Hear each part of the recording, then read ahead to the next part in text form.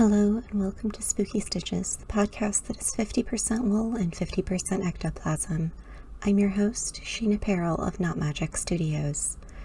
This week has been rough. No, the month before was rough. This week has been fucking hell. I've got a lot of family stuff that I'm dealing with right now, and then last week I took Hermes in for his annual checkup and an ear infection. Good news, it wasn't an ear infection, just allergies. Bad news, they found a mass on his spleen, and because spleens tend to bleed a lot, they couldn't biopsy it. So I had to wait a week for the radiologist to come in and do a more detailed ultrasound. He's fine. He somehow managed to bruise his spleen, but he is absolutely fine and healthy, but I was an absolute wreck because he's my heart kitty. He'll be 15 in July, and I've had him since he was 6 months old. With everything going on, I just could not handle it, and I've spent the last week or so in bed sobbing and hugging my cat. Anyway, like I said, he's fine. We don't need to worry about anything. But all the diagnostics were really expensive, so it would mean a lot if you could like, subscribe, and check out some of the links down below. I have a bunch of books up on Amazon, and if you like spooky stuff, you might enjoy them. I also have a Patreon, and I post first draft chapters of whatever I'm working on, as well as early access to all of my YouTube content. There's also a Ko-Fi link if you'd rather do a one-off contribution. There's been so much happening. My mental health has really been taking a beating, so I'm not feeling up to appearing on camera this week. I hope you don't mind a voiceover podcast instead, because that's all I'm really capable of at the moment. Enough of that, though. It's a stormy, windy day here off of Puget Sound, perfect for knitting with a latte. Why don't you pull up a chair, fill a glass, and grab whatever you're stitching on. A lab cat or a cuddly dog doesn't hurt either.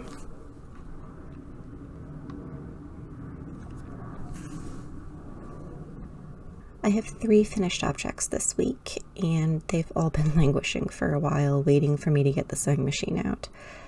I know what you're thinking. That's a knit bag, not a sewn bag. But hear me out a minute. I knit this on US 5 needles out of Lion brand Ferris wheel in the color Cotton Candy. It's a rather dense knit to keep anything from falling out, which is why it also has a linen stitch bottom to help hold everything together.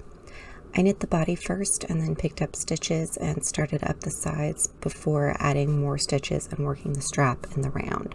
I'm very happy with the way the color progression came out, though I do wish I'd had a little bit more yarn.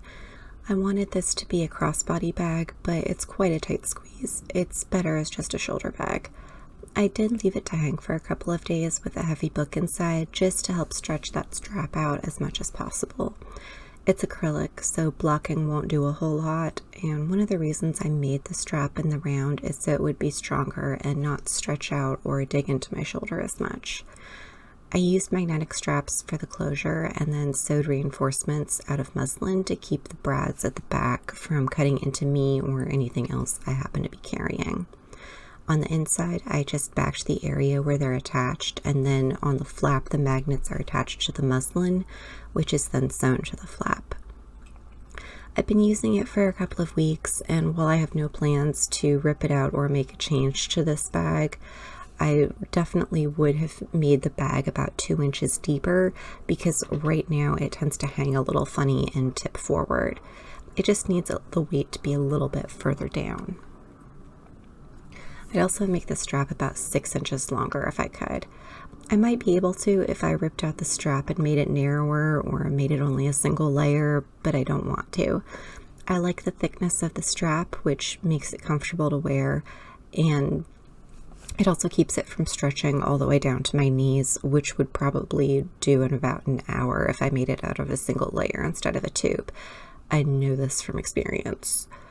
So it's not perfect, but it is useful. I've been wanting something a little bit smaller, a little bit more summery, and this fits the bill. The same day I did this little bit of finishing, I also sat down and assembled my Mothman sweatshirt. Here's the finished sweatshirt, which was originally too small for me. I upsized it by cannibalizing a sweatshirt from the thrift store, and you can watch the whole process and find out more info on how I did this in this video up here. I'm pretty happy with the results, even if it's a Christmas sweatshirt, and I probably won't be wearing it until November. My last finished object is a pair of socks. The yarn is Fingering Weight by High Fiber Arts in the colorway Just Give Me My Crown, and they're vanilla socks on size 1.5 US needles. I normally make socks on a US 1, but both pairs were in use when I cast these on, so I decided a 1.5 would do. I was experimenting with some different heels when I made these, got mad at all of them, ripped them out, and just did a plain stockinette heel flap. I'm not positive I like the end result, but I made these for someone with texture issues, so I think the smoother, thinner heel might be easier for them.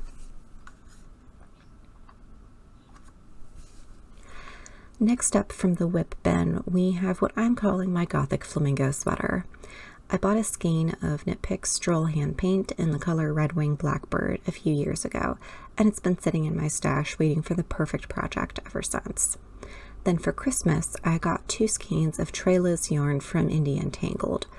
This is the color when you play the game of Indie on her Zeus base, which is a superwash single that matches the Red Wing Blackbird almost exactly. I cast on for a wide neckline, then folded it over and divided my stitches to make a raglan top. I wanted the sleeves to be in the Trailas, but the body will be in Knit Picks, so the sleeve stitches are on hold at the moment. Well, one of the sleeves. I just started the first one. I'm doing an open work pattern on the body, and the sleeves are mesh. I'm going to need a second skein of Red Wing Blackbird, which is why the body is on hold at the moment, but I will definitely have leftovers of the Trailas, so I'm not sure what to do with them. I'll cross that bridge when I get to it. Another project I'm tired of hanging over me is the By Pride sweater. This has been my TV knitting lately, and I managed to finish the purple stripe and start the blue. The blue is Knit Picks Comfy Worsted. I'm on the 3rd ball and have put some stitches on hold for the pockets because of course it has to have pockets. I'm still working on Wednesday. I work on this in small bits while waiting for things to upload or whatever, Zoom meetings to start, that kind of thing. I've got the first check panel done, but there's still a lot of sweater to go. I want to have this done by May so I can release the video I've been working on. For this, I'm using Caron Simply Soft in black and off-white, and I'm single crocheting it with a J-hook. I'm back to work on the Eleonora project. I know I mentioned this 2 episodes ago. I was doing really good about working on it every day, but then the shitstorm that was March happened, and it fell by the wayside, and I went for comfort knitting. This is Knit Picks Luminance Lace in the color Passion on size 000 needles, and it's a replica of a pair of stockings from the mid-1500s. They have their own website, which is linked down below if you want to know more. I'm trying to get back into doing 1 pattern repeat a day, but you can see just how tiny this gauge is. Each one of these ridges here is 1 pattern repeat, 4 rows. This is what I've done since February up through today. I recently finished listening to The Last Unicorn by Peter S. Beagle, which is one of my favorite books. It was my first time listening to it on audio and can confirm, still love it. I really like the story, and if you've never seen the movie from the 80s, you are in for a psychedelic treat. Or you can just read the book, which is much better in my opinion. I rewatched the first season of Shadow and Bone and finished the second. I've never read the original books, but I really like the TV show. My favorite characters are Nina and Milo the goat, mostly because he reminds me of Gwyd the squid, who is not really a cat. He does, however, sound exactly like a baby goat. Anyway, season 2 is great, and I'm really hoping that we get the 3rd season they've clearly planned for, and for Nina to get the starring role she deserves. Also, I want Milo to come back. I stumbled on the movie Down a Dark Hall on YouTube, and while I'm super picky about my horror films, I really liked this one. It had ghosts, a creepy atmospheric high school, rebellious teenage girls, the perfect recipe, in my opinion. If you're a fan of Truly Devious but thought, I really wish this had more ghosts in it, then you'll probably enjoy Down a Dark Hall.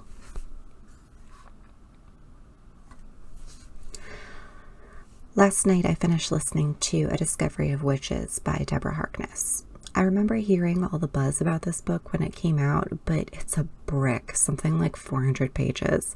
And at the time, I was really intimidated by it, and also just really busy and not into audiobooks yet. So now I've listened to it, and I really liked it.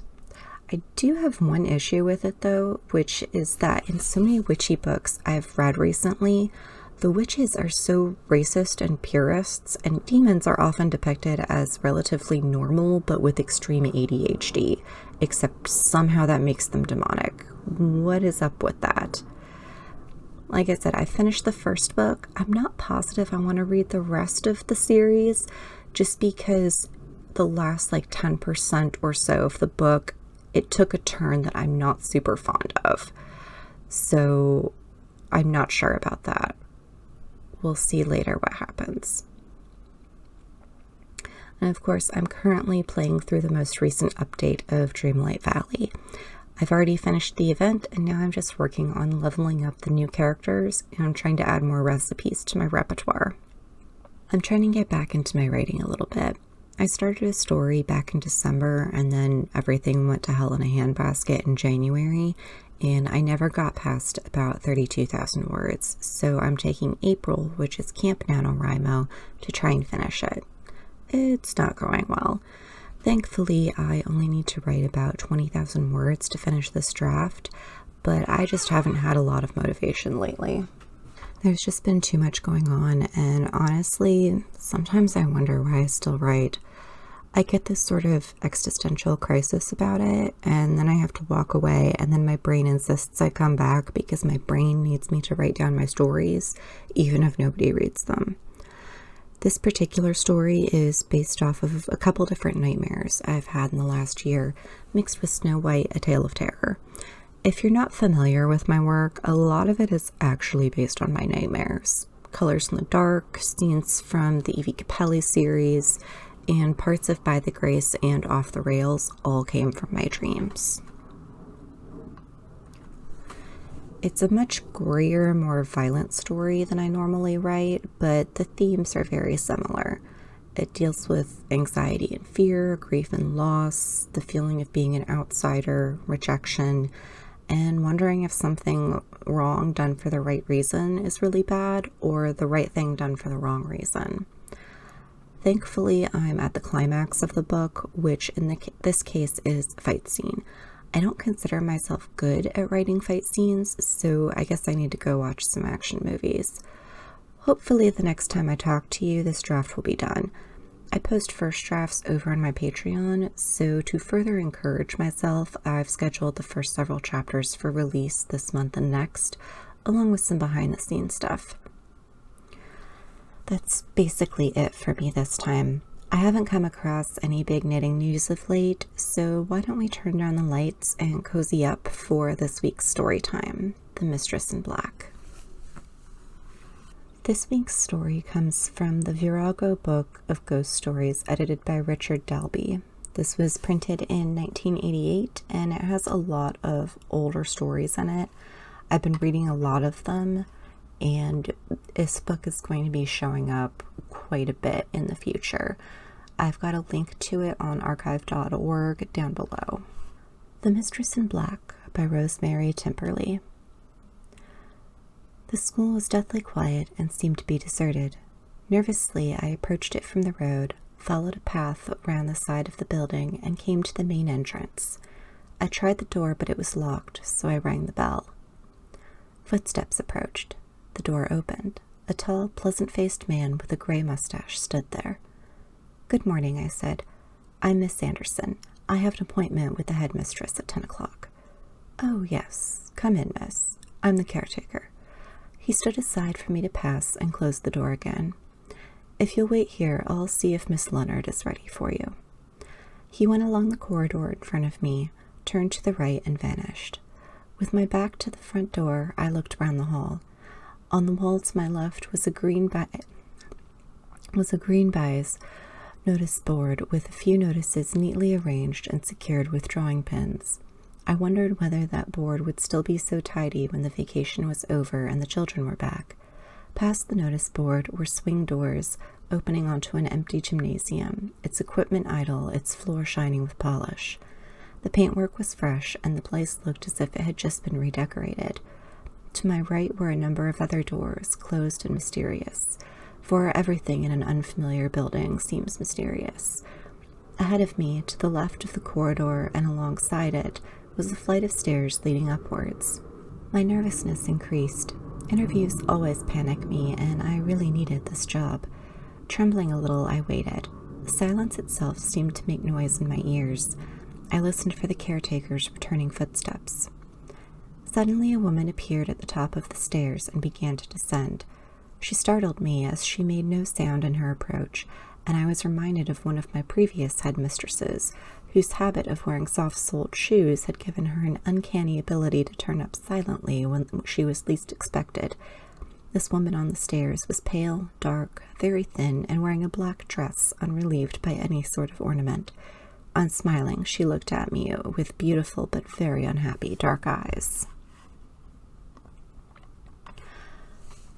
"Miss Leonard?" I said. She didn't reply or even pause, merely moved toward the doors of the gymnasium. At the same moment, I heard the caretaker's returning footsteps and turned to see him re-enter the corridor.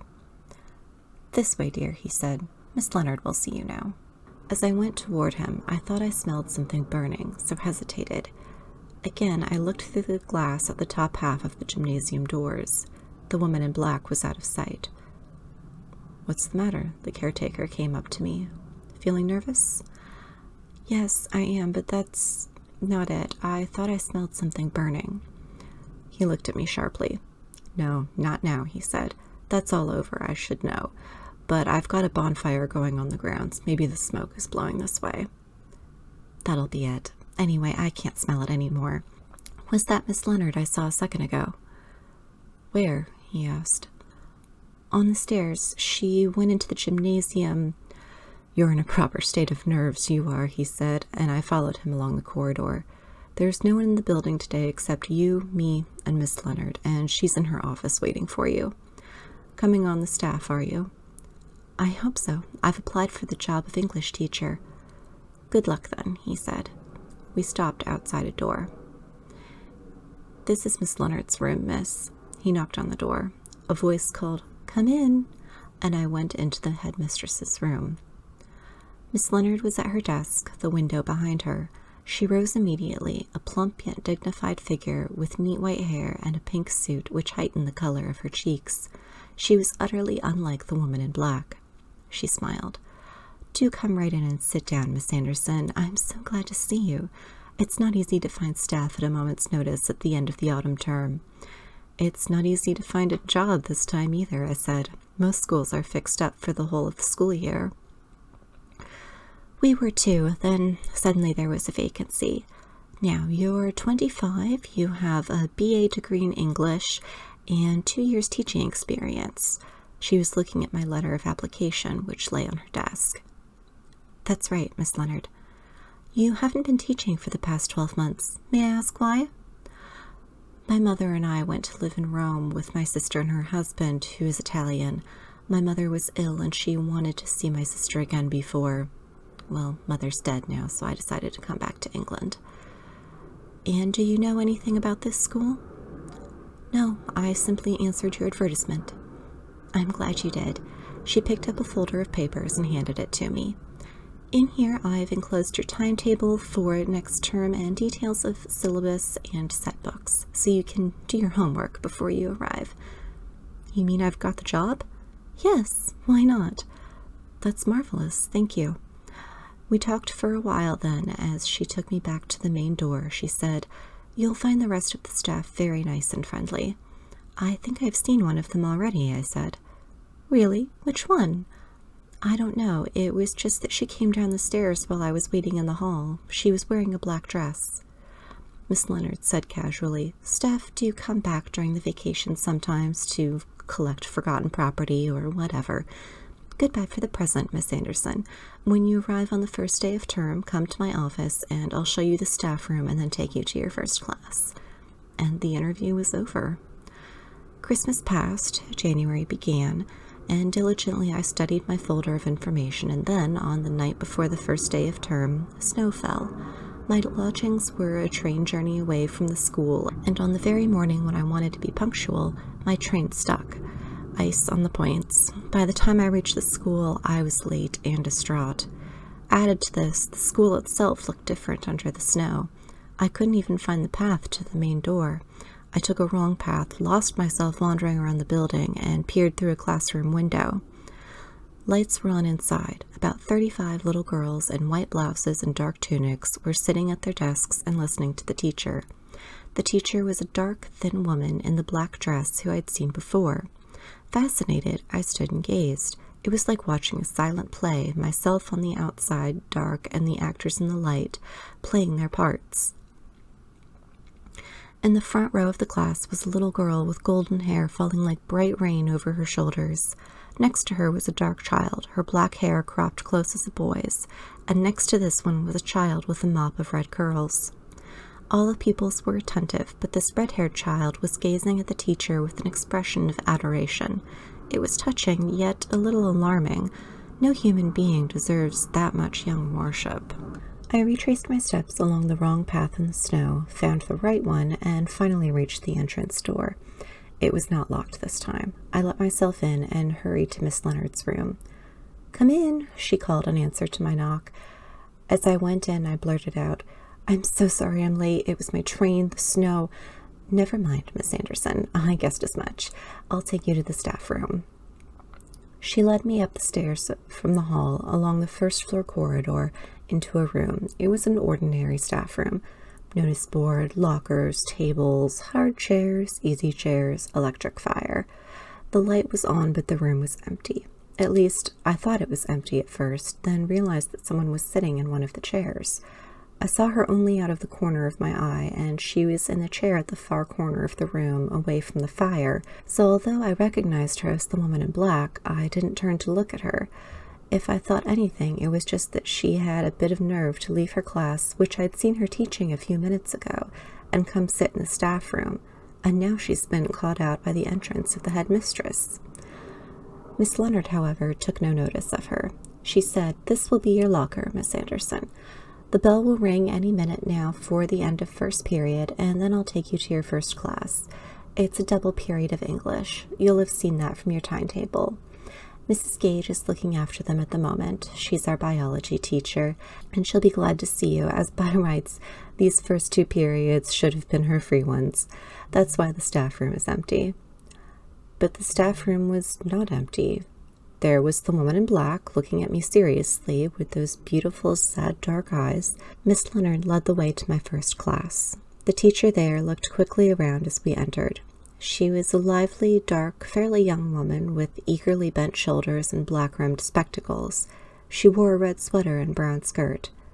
"Here we are, Mrs. Gage," said Miss Leonard. "Now you'll get your second free period, all right." She faced the class.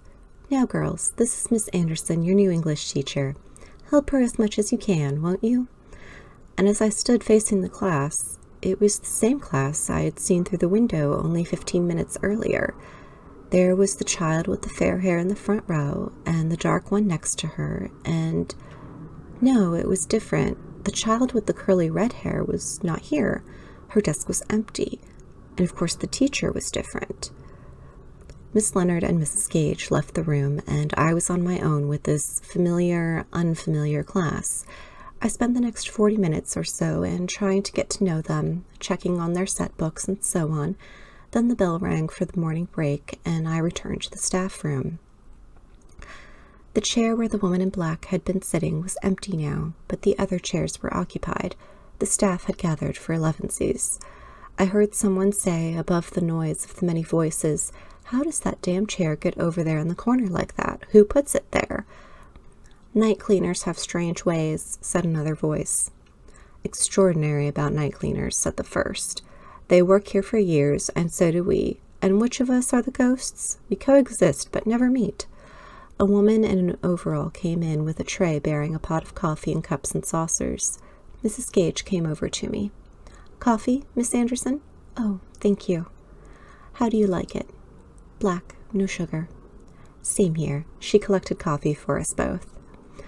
Sorry you missed the free period because of me. My train got held up in the snow. That's all right.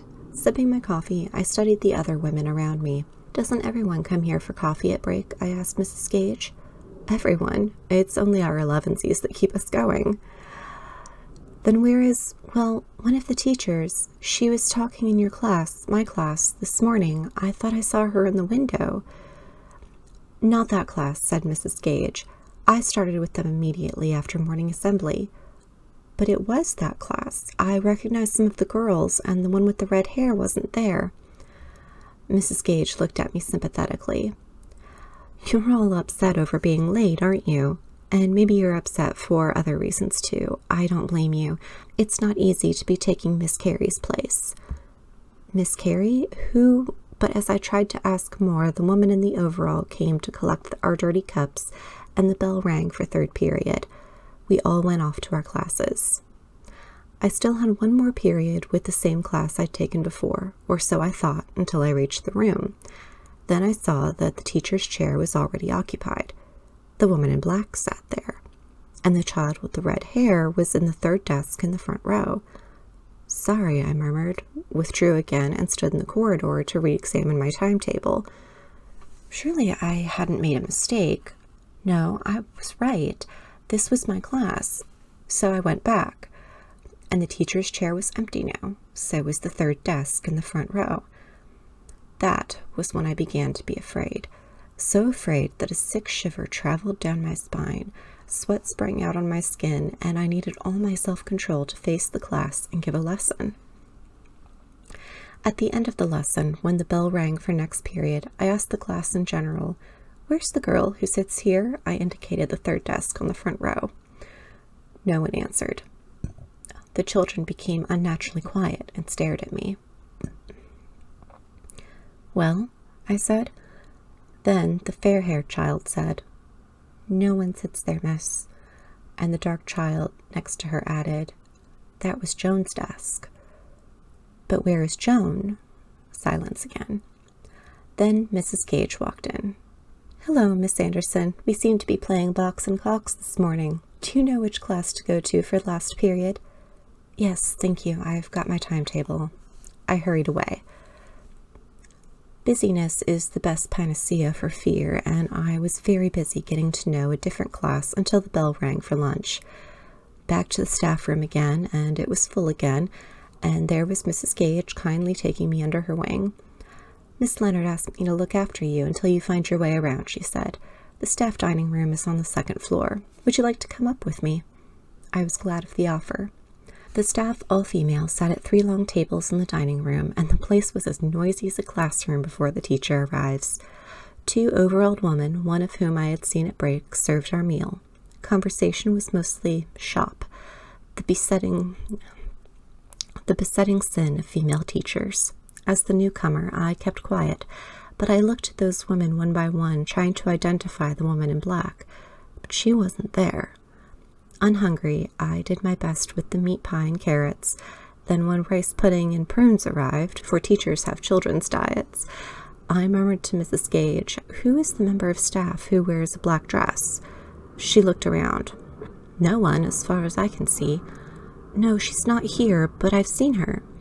"Really? But I think everyone's here today. We do go out for lunch sometimes, but when the weather is like this, it's easier to have it on the premise." "What's she like?" "Dark, pale, thin, not very young, with lovely eyes." "And wearing a black dress, you said?" "Yes." Mrs. Gage gave a small, unamused laugh. "Sounds like Miss Carey, but you can't possibly have seen her." "The one who's left? The one whose place I've taken?" "No one could take Joanna's place." "Oh, I didn't mean—" "Miss Anderson, I'm sorry. I didn't mean anything either." She didn't look at me, but she had stopped eating her prunes. "Did something bad happen to her?" I asked. "She tried to burn the school down." The words were whispered, and the noise of voices around us was so loud that I thought I must have misheard, so I said, "What?" "She tried to burn down the school," Mrs. Gage repeated. Others at our table heard her this time. Conversation faded, ceased. Heads turned toward Mrs. Gage. "Don't all look at me like that," said Mrs. Gage. I'm only telling Miss Anderson what happened last term. She has a right to know. Leaving her sweet unfinished, she pushed her chair back with a scraping noise and left the room. I sat petrified.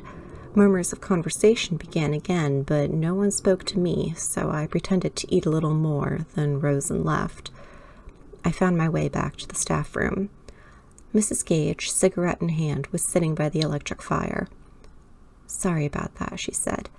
"Until you asked, I presumed you knew. It was in the newspapers. I've been living in Italy. I only came back just before Christmas. Could you tell me what happened before the others returned from lunch?" "Sure, have a fag. Rotten first day for you." She passed me a cigarette and lit it for me. "The smell of burning," I said. "I've noticed it before." "It's only our cigarettes, Miss Anderson, and we'd better get them smoked before the rest of the staff come back. Some of them abhor cigarette smoke. These spinsters." "I'm one too." "Not really. You're still young." "So you want to know about Joanna Carey?" "Of course I do. After all, I've seen her. Did she get the sack and now she comes back uninvited, or what?" "My dear child, you can't have seen her. She's dead." "Then whom do I see?" Mrs. Gage ignored the question. She said, "Miss Carey, Joanna, had been a teacher here for 20 years. She was excellent at her job, and the kids adored her. Then, about a year ago, she changed." "In what way?" "Not in the way she taught. Her teaching was always brilliant, but in her attitude. After being most understanding and sympathetic with the young, she gradually became more and more cynical, to the point of cruelty. She made it clear to all of us, staff and pupils, that she now hated her job and only went on doing it because she had to earn a living somehow." "But why did this happen?" "Why? Who knows why anything? But in fact, I do know more about her than most of the staff. Joanna and I were friends before she changed. She often visited my husband and me in the old days. She and I had occasional heart-to-hearts over the washing up, so I learned something of her private life. She was the mistress of a married man for about 10 years. That was her private life. Then he ditched her, decided to be a good boy again. When it happened, she told me, and she laughed, and didn't seem to care very much. But it was from that moment that she began to change, grow bitter, disillusioned. The world went stale for her. The salt had lost its savor. She began to take revenge, not against the man, but against everyone else with whom she came into contact. That meant us, staff and kids. She was filled with hate, and hate breeds hate. Even I, who had been her friend, began to avoid her. She was left alone." "You said she tried to burn down the school." "She did. She failed in that, but while she was trying, she burned herself to death. And one of the children." "One of the children? Oh, no." "It's true, Miss Anderson. I wouldn't say it if it weren't. I, of all people, once so friendly with Joanna. I'd be the last person to admit it if it weren't true, but it happened." "What exactly happened?" "One Friday evening, towards the end of last term, she came back to school. This is what the police found out when they investigated afterwards. Everyone except Mr. Brown, the caretaker, had gone. She soaked the base of the long curtain in the gymnasium with paraffin and set fire to them. Imagine the flare-up that would make, all those curtains in that big room. Why she didn't get away afterwards, no one knows. Maybe she fainted, maybe she deliberately let herself be burned, like that Czech student, you know. People do these things when they're desperate. Mr. Brown saw the flames, sent for the fire service, and after they'd come and put out the fire, her body was found among the ashes of the curtains." "And the child, you said?" "Yes. Little Joan Hanley, a dear little girl with curly red hair. She adored Joanna. She was found there too, burned to death among the ashes of the curtains." "But how did she come to be there in the first place?" "Once again, no one knows. She was one of Joanna's worshippers. There were several in the school. Girls' schools are diabolical in this respect. Rather like all female wards in hospitals, unnatural passions are aroused. Joan Hanley would have done anything in the world for Joanna Carey. So did Joanna invite the child to the party? I don't know. but it looks like it. Didn't the police find out anything about why Joan Hanley was there? They tried. She had told her parents that she was going to the cinema, which she often did on Friday nights. When she didn't come home at her usual time, her parents wondered, and the next thing they knew, the police were on the doorstep telling them that their daughter had been burned to death in the school. That's all I know, Miss Anderson, all any of us knows. Since it happened, workmen have put the gymnasium to rights, hence all the fresh paint and pretty new curtains. These tragedies are happening all the time, all over the world, I know that. But when I think of Joanna and her hatred and bitterness, drawing a child into such burning, oh God, she put her hands over her face. The staff room became deathly quiet. Only the two of us there, Mrs. Gage and I, crouching over the electric fire, our cigarettes burning down, the silent snow covering the world outside, and God knows why I suddenly looked behind me. I looked in that chair in the far corner of the room. It was no longer empty. The woman in black sat there. She looked right at me with those tragic eyes. Then the staff room door burst open and the other woman poured in, filling the quietness with noise, filling the empty chairs with bodies, talking shop, and I thought, no wonder Joanna took a hate against all this. And yet, to burn a child, along with herself, no. I didn't. The sound came over clearly, loudly, as if it filled the world, yet no one seemed to hear it. It had spoken only in my head. I'll prove it, said the loud voice in my head. Come. Mrs. Gage was leaning back on the chair by the fire. She had lit another cigarette and closed her eyes. She looked tired out, and no wonder. I got up and left the room, that room full of talking women. I walked blindly, yet guided, along the unfamiliar corridors. Outside in the snow, the children were having snowball battles. They were having a lovely lunch hour. Heaven was outside. Hell was within. I walked without knowing why into the classroom which I had seen through the window, the classroom where I had taught during the second and third periods of the school morning. I walked up to the third desk on the front row. I sat down in that desk as if I were the little girl, Joan Hanley, who had, day after day, sat down in that desk. I opened the desk lid. There was nothing inside. I looked at the scratchings and carved initials on the top of the desk lid. I found J.H. loves J.C., and over it an unsymmetrical heart pierced by a rather wonky arrow. But I already knew that J.H. had loved J.C. I had seen the child's face through the window only this morning. I had seen what did not exist, yet which did exist. What to do now? My hand, unguided by God knows whom or what, put its fingers into the empty inkwell socket. The fingers found a closely folded piece of paper. I unfolded it carefully and read, I do not love you. I love Miss Carey. Where she goes, I go. I follow her everywhere. Tonight I have followed her to the school. She has gone to the gymnasium. I shall follow her there. Something is going to happen. That is why I am writing. Whatever she does, I shall do it too, because I love her. I must hurry now, to be with her. Funny, really, as she does not really even know I follow her.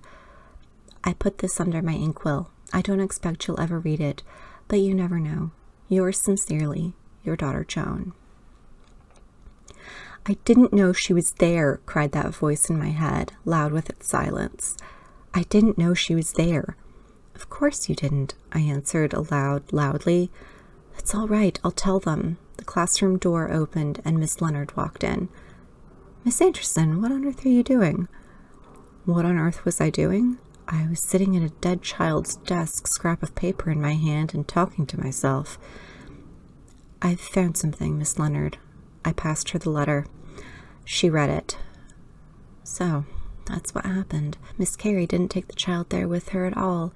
The little girl secretly imitated her goddess, even to the point of suicide. Where did you find this letter? In the inkwell socket. I'm surprised it hasn't been found before, maybe by one of the children. No, I cleared that desk myself, removed the inkwell, and didn't think of looking underneath it. And the children never touched this desk.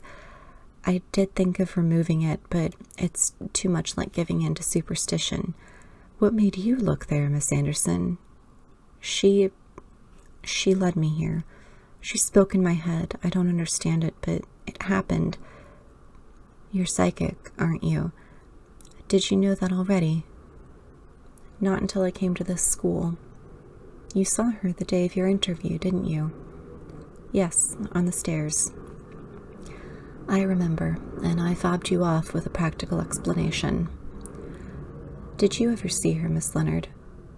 No, but Mr. Brown did more than once, and one of the children last term after the fire insisted that Miss Carey wasn't dead, as she'd seen her in the corridor.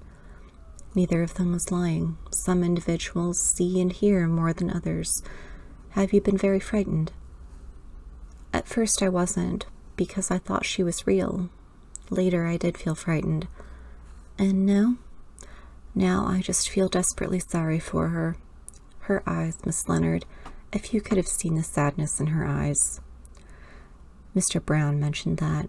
You may talk to him if you like, but please no talk of ghosts to anyone else. Of course not. Anyway, I think she'll go away now. She'll be free of the place. She's been punished so dreadfully. Maybe ghosts are people in purgatory, and we see them around us all the time without realizing that they're ghosts. Maybe you do, said Miss Leonard, smiling a little. The bell rang for the beginning of afternoon school. A wail of disappointment rose from outside. I looked out the window, saw the children cease their snowballing, and move obediently toward the school. Only one figure moved away from the building, moving through the oncoming crowd of girls who took no notice of her at all. She walked farther away, on, past the playground, across the snow-covered playing field. A pale sun was shining in the snow-dazzled, accentuating the thin, dark outline of the woman in black. She looked so utterly alone.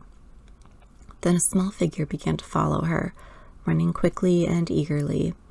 The sun turned the little figure's mop of red curls into a flame shaped like a rose. The girl overtook the woman in black and walked beside her, lightly, dancingly, and the two retreating figures cast no shadows in the snow and left no footprints.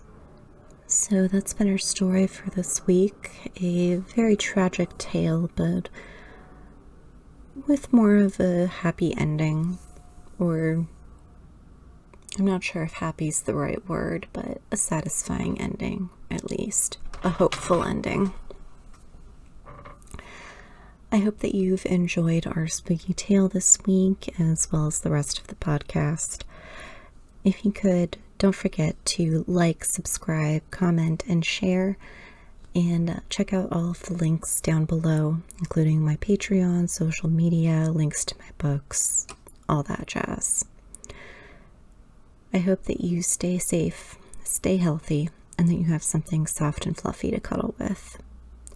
Ciao.